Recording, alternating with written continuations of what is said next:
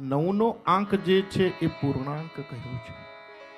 નવના આંકમાં કોઈ દિવસ એ ઘટે નહીં. 9 9 દુ 18 એટલે 8 ને 1 9. 9 તરી 27, 7 ને 2 9. જેમ જેમ તમે આગળ વધો એ ઘટે નહીં, 8 માં ઘટતો જાય. 8 8 દુ 16, 6 ને 1 7, 24 6. તો આ પૂર્ણાંક છે. અને કદાચ આપે સાંભળ્યું હશે કે તમે કદાચ ગૌર નહીં કરી હોય, પણ કરજો. તમારા જીવનમાં કોઈ એવો દિવસ કે એવી તારીખ, એવો આંકડો તમને નરે એ સ્પર્શ થતો હોય. પરમાત્મા દેખો સ્વયં ન આવે, તમને કંઈ નિમિત્ત બતાવે. અને ન્યુમરોલોજી, અંકશાસ્ત્ર, જેનું ટોટલ એક થતું હોય ને, જેની એક જન્મ તારીખ હોય, જેનું ટોટલ એક થવું જોઈએ, એ વ્યક્તિ જો સૂર્યની ઉપાસના કરે ને એ ધારે કરી શકે. એનું કોન્ફિડન્સ લેવલ ખૂબ હોય. એને વિચારો ક્રાંતિકારી જ આવે. જેની જન્મ તારીખ એક હોય અથવા જેનું ટોટલ એક થતું હોય, જેનું ટોટલ 2 થતું હોય, એને ઘણીવાર વિચારો ઘણા આવે પણ એ એને ઇમ્પ્લિમેન્ટેડ ન કરે. પણ જો કરે અને ચંદ્રની ઉપાસના કરે તો એ જીવનમાં ધારે તે કરી શકે. જે પ્રશ્નો છે એનું સમાધાન છે.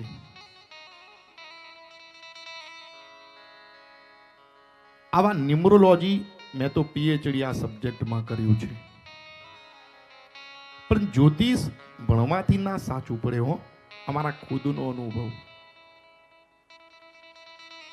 પુણ્યનું બેલેન્સ બી જોઈએ, જપ તપ બી જોઈએ, ઉપાસના બી જોઈએ. આ બધાનો સમન્વય થાય ત્યારે જ્યોતિષ સચોટ.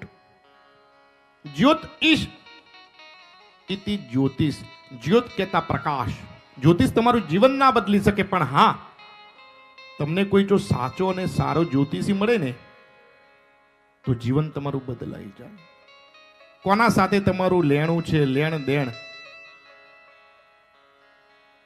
આ જન્માક્ષર શું છે?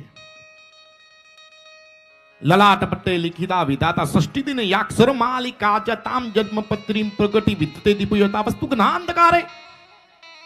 કે લલાટ પટ્ટે લિખિતા વિધાતા, તમારા લલાટની અંદર જે વિધાતા પરમાત્મા પરમ તત્વ ષષ્ઠી દિને યાક્ષર માલિકા ચ, છઠ્ઠીના દિવસે લેખ લખે.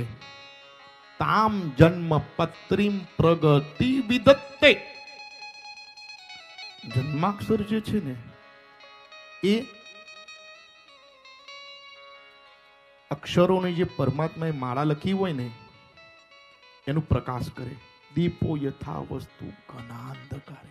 જેવી રીતે અંધારામાં કોઈ વસ્તુ પડી હોય અને તમે લેવા માટે જાઓ, તમને ન મળે, પણ ટોર્ચ અથવા દીવો લઈને તમે વસ્તુ ગોતવા માટે જાઓ તો એ વસ્તુ તમને મળી જાય. કેમ? એ દીવાના સહારે. બસ જ્યોતિષ એ કામ કરે. પણ ક્યારે? જ્યોતિષીની સારી ભાવના કે તમારું કલ્યાણ થાય એ જ ભાવ હોય, અને તમારી બી સાચી શ્રદ્ધા હોય. મેં તો ઘણી જગ્યાએ મેં તો જ્યોતિષ દેખવાનું બંધ કરી દીધું. કારણ કે જન્માક્ષર તમે સાચવીને જ ના રાખો. આખી જિંદગી બધું બેંકની બુક હોય લોકો કેવી સાચવીને રાખે, પણ જન્માક્ષર દેખો તો એવા હોય કે આનંદ આવી જાય દેખીને. એમ એ તમારું જીવન છે, સાચવજો. અને સાચા જ્યોતિષનો સહારો લેવો. જીવનમાં પાછા નહીં પડો. એક ડિસિઝન બી તમારું ખોટું ના પડે. મેં આ વિષયમાં અભ્યાસ કર્યો, PhD કર્યું. મારું તો મેન સબ્જેક્ટ જ જ્યોતિષ. મેં તો દેખ્યું મારા જીવનમાં, મને એવું લાગે બધા ચોકઠા ગોઠવેલા હોય ને બધું થાય. કહેવાનું તાત્પર્ય આજનો દિવસ, આજે 27 તારીખ એટલે પૂર્ણાંક છે.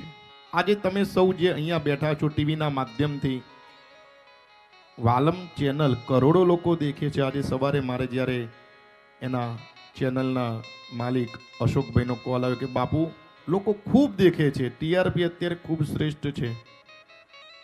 મેં તો બસ લોકોને બને એટલું જ્ઞાન સાચું લોકોના જીવનમાં પરિવર્તન થાય. અને જેટલી બી મેં પધરામણી કરી, મેં માત્ર કથા કરવા ખાતર કદાપી નથી કરી. ઘણા બધાના જીવન પરિવર્તન મેં જોયા છે.